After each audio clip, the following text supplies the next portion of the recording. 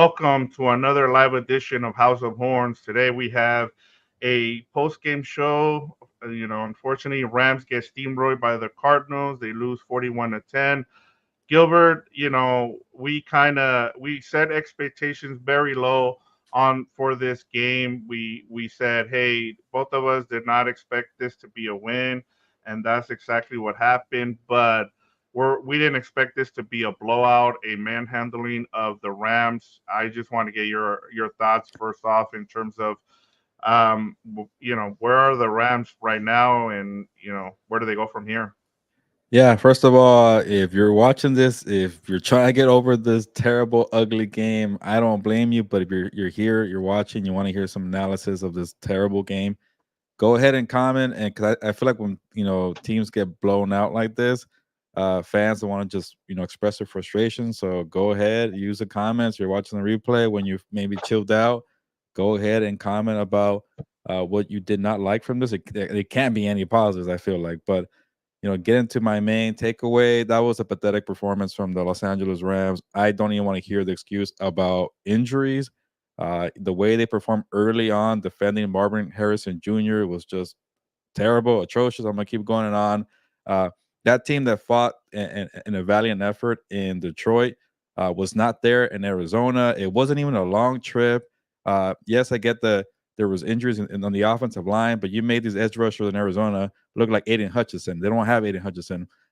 They play very well, and the secondary continues to be a problem. We've been talking about it the entire offseason.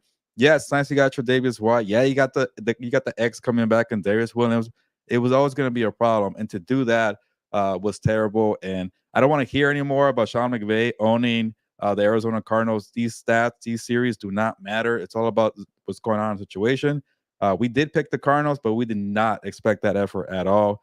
But yeah, an issue with the secondary. I'm not surprised. Offensive line, not surprised, but to be that bad was brutal. And then Stafford didn't really do much either. Cooper Cup got hurt. So overall, just a very ugly day. And yeah, they're 0-2, but at least it's early in the season. Maybe the one positive I could find, Victor.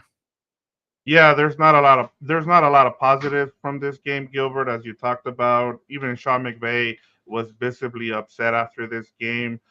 During his post-game presser, you could tell that he wasn't happy. I mean, this game was over in the first quarter, Gilbert. I mean, that's how bad it was. I mean, the Rams were outgained 489 to 245 and had 10 fewer first downs in this game. Matthew Stafford, 19 of 27, 216 yards. Kyler Williams, 12 carries, 25 yards, one touchdown, four receptions for 27 yards. Blake Corum, we finally got to see him in mop-up duty there, eight carries for 28 yards. And then Cooper Cup, once again with the injuries, as you said, it's not an excuse. This game was over by then, but just to see him get injured, it really sucks.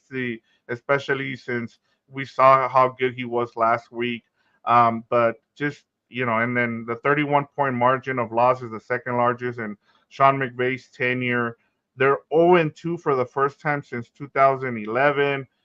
They lose for the first time in Arizona since 2014, and the 41 points allowed are the second most in the last 5 years. So just a really bad game overall for the Rams, and it leaves you with more questions as we talked about. We After the loss to the Lions, that was a loss where you kind of took it as a moral loss. You're like, okay, if they give you this kind of effort, you're happy with that. But then as you made the point, it's not a long flight to Arizona. They've dominated this series with the Cardinals. And as we kind of predicted, we said, hey, the Cardinals are a way better team now then and they're going to take advantage. One thing that I was surprised, Gilbert, about was that a lot of people around the league picked the Rams to win this game. I was really surprised by that. I was. Um, I I just don't. I get it. They have Sean McVay.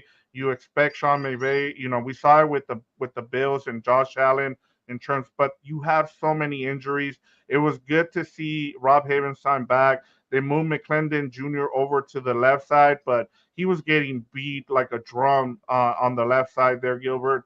It was just a really bad performance from this team, and there's not a lot of positives outside of the Kobe Turner sack. Honestly, that was the only thing. And yeah, I mean, there's not a lot to take away from this game, Gilbert.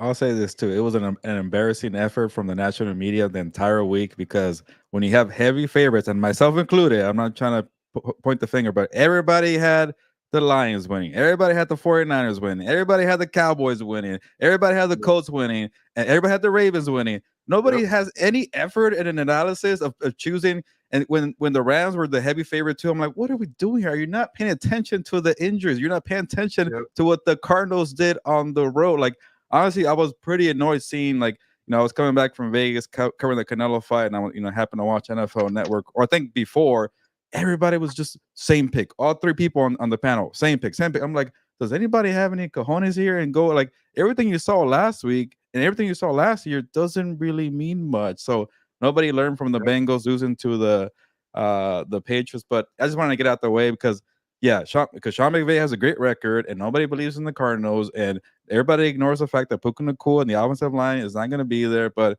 just do your homework, people. I got a lot of crap wrong. Obviously, like I'm just pissed off that I keep choosing the wrong upsets. I chose the freaking Titans who let me down. I'm also a coward and a chicken for not taking the Buccaneers. I wimped out because I went 0-3 the week before. But that's the beauty about football, right? But I just wanted to Yeah. say we got to do Yes. better. But go ahead, Yes. Victory, before I keep going and trashing people and Yeah, no, myself. and getting back to this game, I mean, is Marvin Harrison Jr. was another key that we talked about.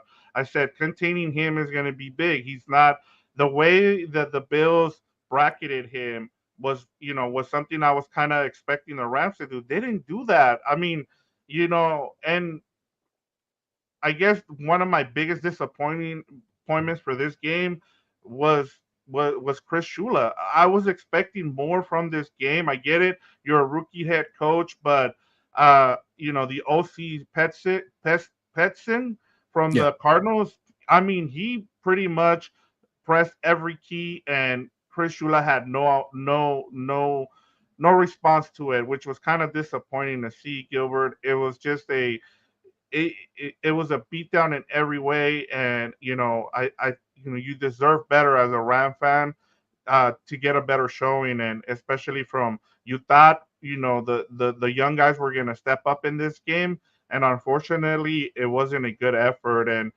as Sean McVay, I mean, he usually takes responsibility for the loss, but I think hearing him in the presser kind of instead of putting it on him, he didn't want to put it on Chris Shula. So what did he do? He just said, "I'm really there's nothing to take away from this game.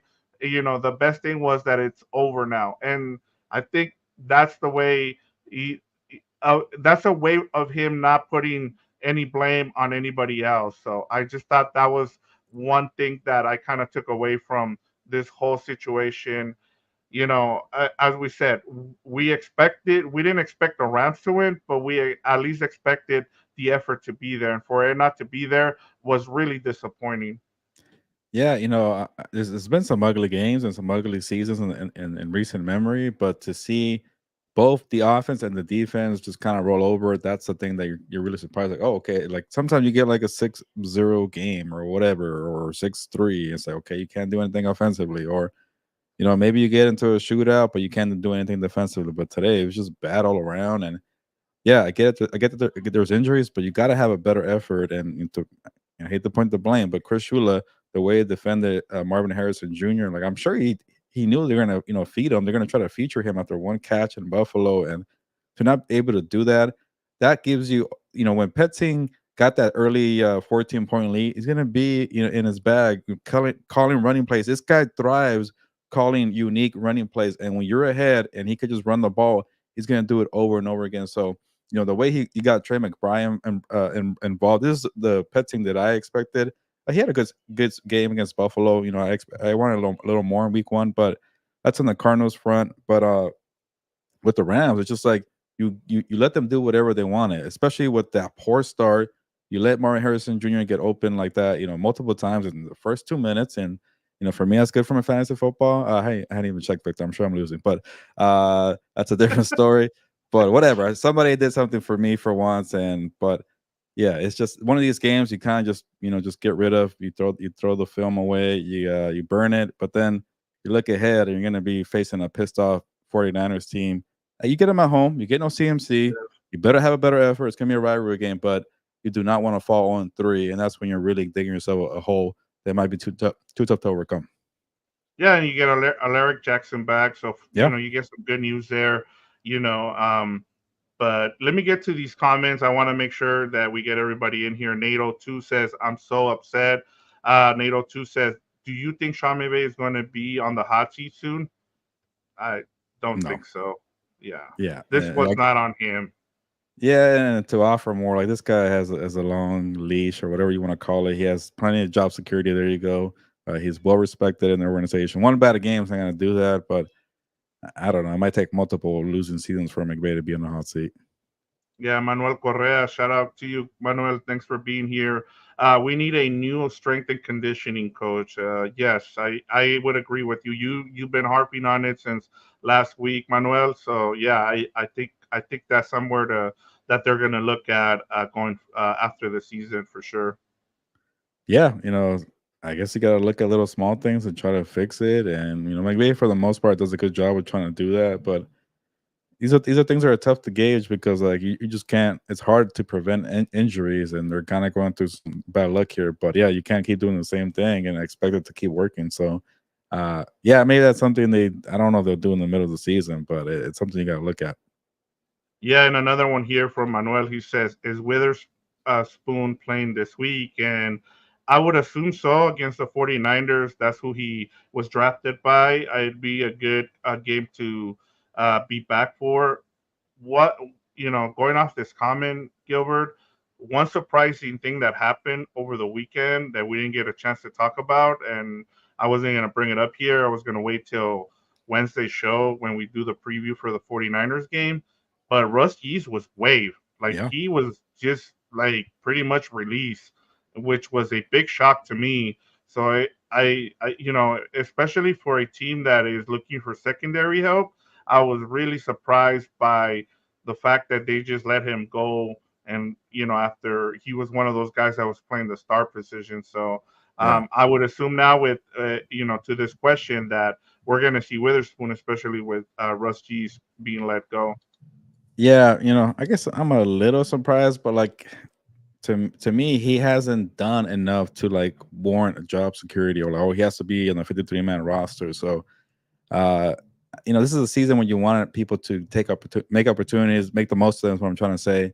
And I guess the overall picture, the Rams just don't have enough like young pieces that you could say, yeah, that guy's gonna be really good. I like that. I get that they like Quentin Lake and he's a leader, but him too as a player, I got to see more. Obviously, he's better than Russ Yeast. I haven't seen much from Cam Curl. He had a decent training camp, but the Tre'Davious White signing, I had question marks about. But that was always kind of the one that really was like, I don't know about the secondary here. And then that kind of made you forget about the whole Aaron Donald factor because you like the youth in the pieces up front. And then they trade Ernest Jones, and then it's like, okay, you got two really kind of concerning areas: linebacker, secondary. Uh, and yes, the front is better, but you also don't have Aaron Donald. So these are things that we probably should have saw coming. But also, if obviously, we did not see all the damn injuries occurring too Yeah. in the first 2 weeks. Yeah, the point out the injuries is huge. We talked about it. We just figured with McVay, he can kind of patch up some things here and kind of mask some, different matchups for the Rams. But unfortunately, sometimes you realize that the other team also has professional players, and they're going to make those adjustments. It's like we talked about, Gilbert. The Cardinals are not the same old Cardinals that we've seen the last couple of years. They've made some improvement. They're a lot better coached than they were a couple years ago. So yeah, that's one of the things from listening and reading from people in the with the Cardinals was they were happy to see what the offensive coordinator for the Commanders. What was his name? The head coach there. I always forget his name. The Dan Quinn. No, the former coach for the Cardinals, Oh, who's now the Commanders OC. Cliff Kingsbury. Yeah, Cliff Kingsbury. They're like it. This looks like a professional team now. out there. Yeah. So that's part of it too. Getting back to the comments, DJ Fono says, "What's up? What's good, fellas? White got dusted." And yeah, like talking about that, DJ Fono, it was crazy. Talking and also talking about Aaron Donald. He tweeted when Kyler Murray made that ridiculous throw on the sideline there. He said, "Whoa!" Like, and he tweeted that out. So yeah, they could have used Aaron Donald in this game, that's for sure. But it doesn't help when White gets beat, and some of it too, Gilbert, give credit to Kyler Murray. He extended some plays. It's kind of hard, as we talked about. It's going to be hard for this team. One of the keys was they needed to make sure they set the edge and they didn't get beat. Unfortunately, they were some of the defense had some plays where they made the right play. Unfortunately, um, Kyler Murray just made a better play. Yeah, and that's why I keep going back to that, that early start on Marvin Harrison Jr. Once you gave them kind of the script to follow, they're going to take advantage of it with the running plays. And Kyler Murray is very shifty. He made some good throws with McBride, Michael Wilson, and that's why I've been high on this team because they have a lot of weapons. They have a good play caller, and just to see the fight that they had in Buffalo in that tough environment, we saw what Buffalo did to Miami. Like that was a game they could have, and I shouldn't say easily, but they could have won. So when that's why I picked them, even though I was that's where I'll kick myself. I was giving Sean McVay in the Rams just too much respect to make it that close, but nobody saw this beatdown coming, so I'm not gonna be too hard on myself on that one. But but at least we weren't like following the trend that everybody picking the Rams, so we got that one. But it's just a lot of things to work on, and I'm not gonna fall into the trap of looking at the schedule and counting games and wins and losses because the Packers showed me that today that you don't count wins and losses based on injuries, and Yeah, but I that's an told you example, about right? that game. I told you about that one. Yeah, and that's an example because well, for the Rams example, it's like you could put better efforts in that. Like they Yeah, didn't have their freaking quarterback, and you could game plan when everybody says Malik Willis stinks. Well, you know what? Let's do this. Let's do that. What can you do? yeah, I get the offensive line is a bigger problem sometimes than a quarterback. I guess it's tough to say, but when it's four guys and you're down to your third stringer, like a left tackle, and then you don't have your best wide receiver, I'm not trying to make excuses. It is difficult, but the Packers are a perfect example. Even like a team like the Patriots to start the year, like nobody thought they're gonna, push the Seahawks or beat the Bengals. Like we gotta have more effort, and sometimes when you have effort, you stay in the ball game. yeah, and that goes with coaching. And I'm not saying Sean McVay has lost this team. It's just that's part of it. Week to week, and I think they're going to show a better effort at home. It's a home opener against the a divisional rival. I would expect this team to have a better effort, especially now that you get Alaric Jackson. But just to finish off this post game show, Gilbert, I want to finish up with the comments here. DJ Fono says, let's keep our heads up, Ram fans. The season isn't over until it's over. And yeah, I mean, there's still a lot. They just got to get guys back little by little. And talking about getting back guys little by little, Manuel Correa says, "Can you explain the IR and how it works, Gilbert? How much do you know about the IR? If Well, there's some things that you don't, you can explain, and then pretty if not, I complicated. can. So I know I don't have too much time right now because I got to get going to cover Sunday Night Football. But obviously it's 4 weeks, and people get confused with the 4 games, 4 weeks. So it's just focus on 4 weeks. If you have a bye week, then it's it could be 3 games, things like that. But and then you can have like a multiple designation injuries for players to come back. But it's a whole thing, Manuel. But I wish I had more time to give you there. Yeah, and it all depends on how long the player is out, and there's also how many players you can have on IR.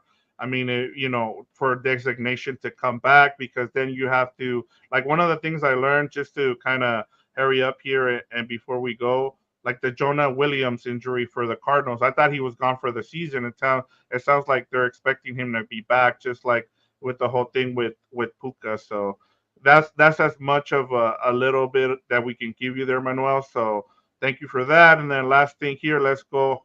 House of Horns, we will come. So there we go. That puts an end to this episode. Not good times, but I will be back on Wednesday for the preview of the 49ers game.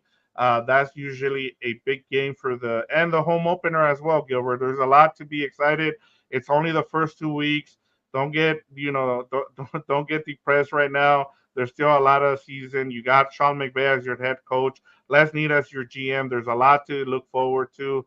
It's two bad losses. One with great effort. This one wasn't a great effort, but there's a lot to look forward to with this team going.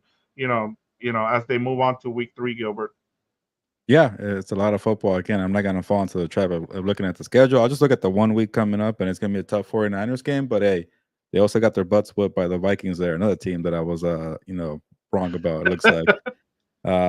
But yeah, it just shows that nobody really knows crap about the NFL. It makes me feel good that I picked 7 new teams to make the playoffs because, again, nobody knows what the hell they're talking about. And like we saw last year, again, I don't want to say last year because last year, but it could be like a tale of two halves of the season or Yep. different quarters of the season. So it's ugly. It's really difficult for the Rams, and it's an uphill battle when you got to face the 49ers. But hey, we'll see. Got to play the games, right? Yeah, that's why it's a marathon, Gilbert. Like people get too excited. I get the stats about 0-2 teams, and it's 11% that they're gonna make the playoffs. But as we've seen, this is the third straight year now for the Bengals, Gilbert, that they go 0-2. They start the season. They made the playoffs one year. They did it last year because Burrow got hurt. As long as you have Matthew Stafford and Sean McVay, you have a chance to get back into the playoff contention. It's way too early. We'll see what happens the rest of the season, but just breathe a little bit. I get it, you're 0-2, but it things will get better. So Manuel Correa says thanks. All right, Gilbert, go. You got to go cover this game on Sunday Night Football. So with that said, that's all I have for you. Let's go ahead and get ready for Week 3 now.